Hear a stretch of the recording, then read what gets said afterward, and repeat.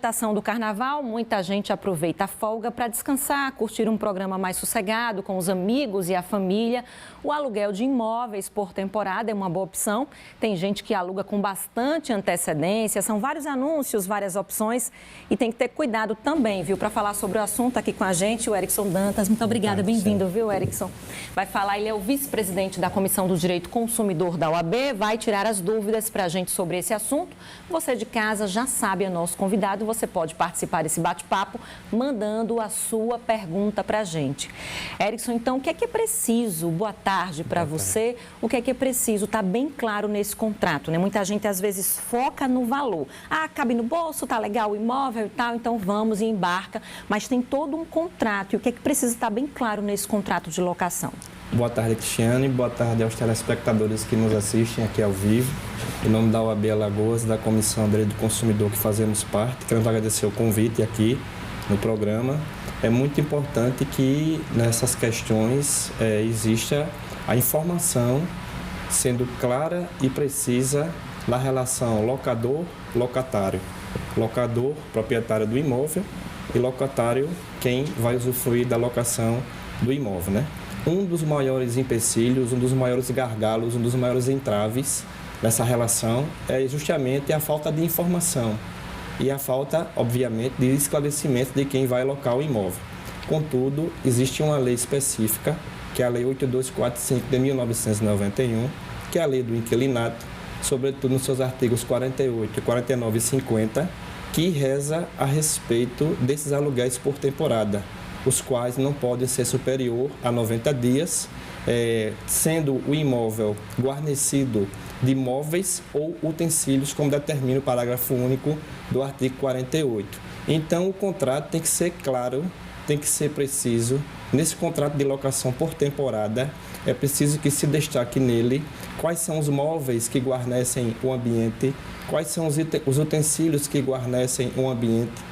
A casa tem piscina, quais são os cômodos da casa, quantos cômodos e também o preço, para que tudo fique ali estabelecido, para que tudo fique ali discriminado de forma transparente, para que ambas as partes de boa fé possam firmar ali o contrato. Erickson, essas dicas valem também para aquelas pessoas que de repente moram em outros estados e que fazem tudo pela internet, né? Que não pode vir antes, não pode verificar o imóvel, as condições, enfim, e que fecha tudo através das fotos, né? Que o dono do imóvel envia e fecha tudo através da internet. Esses cuidados também ou tem algo a mais? Muito cuidado nessas questões quando for fazer a locação nessa modalidade virtual, internet. Hoje, a internet também ela facilita para quem vai alocar o imóvel uma ferramenta no Google Maps, que você consegue identificar ali o endereço da casa, a rua, né? Alguns detalhes que ali você pode comprovar ou não. E também é muito importante que quem for locar o imóvel procure saber também as procedências daquela pessoa que é proprietária.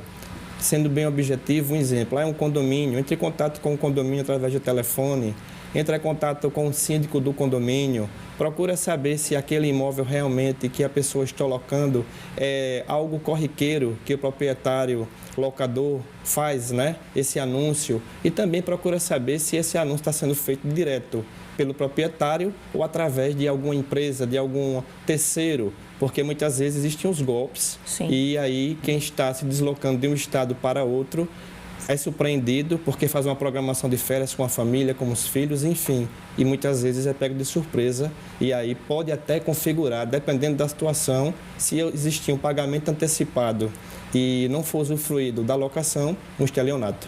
Certo, Erickson. Já temos perguntas do pessoal de casa. Josias, acompanhando a gente do bairro do Farol, ele disse, caso acontecer algum imprevisto na casa, tipo encanação, falta d'água, de repente uma chuva forte alagou alguns quartos, como proceder, já que os dias são corridos? Isso pode, de repente, estragar o passeio? Pergunta do Josias, acompanhando a gente do bairro do Farol.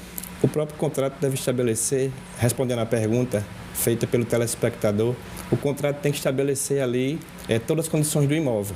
É importante também que quando o locatário adentrar no imóvel, faça filmagem ou fotos verifique ali como estão as condições do imóvel no momento que as chaves foram entregues e no momento em que, obviamente, né, o locatário adentrou para usufruir daquela locação e fatos supervenientes, fatos que diretamente não tenham causado culpa exclusiva de quem locou o imóvel. Isso, certamente, pela legislação, se for fatos em relação à questão da natureza, eventos nesse sentido, aí poderá existir uma isenção de culpabilidade da pessoa que está locando o imóvel. A gente tem também a pergunta da Michele, da Barra Nova, e ela pergunta em relação aos imóveis monitorados por câmeras. Até que ponto ela pode ter a garantia de que a privacidade dela, da família, dos amigos, está sendo preservada? A pergunta é de grande relevância. Inclusive, recentemente, tivemos um caso de grande repercussão, onde existiu ali uma intimidade que entendemos que foi violada quando o proprietário de um imóvel colocou uma câmera dentro do imóvel. Pois bem, existem as câmeras fixas e existe também aquelas câmeras giratórias.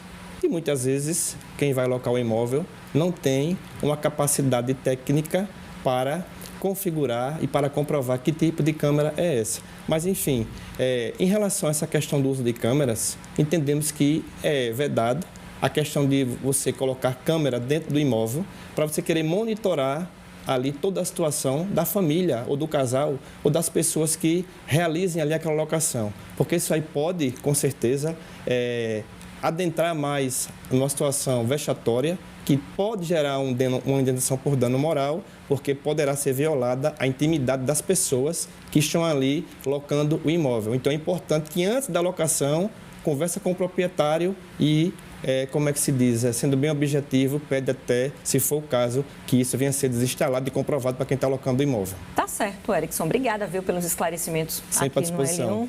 Boa tarde para você. Tarde. Até a próxima. Você de casa, muito obrigada também pela sua participação.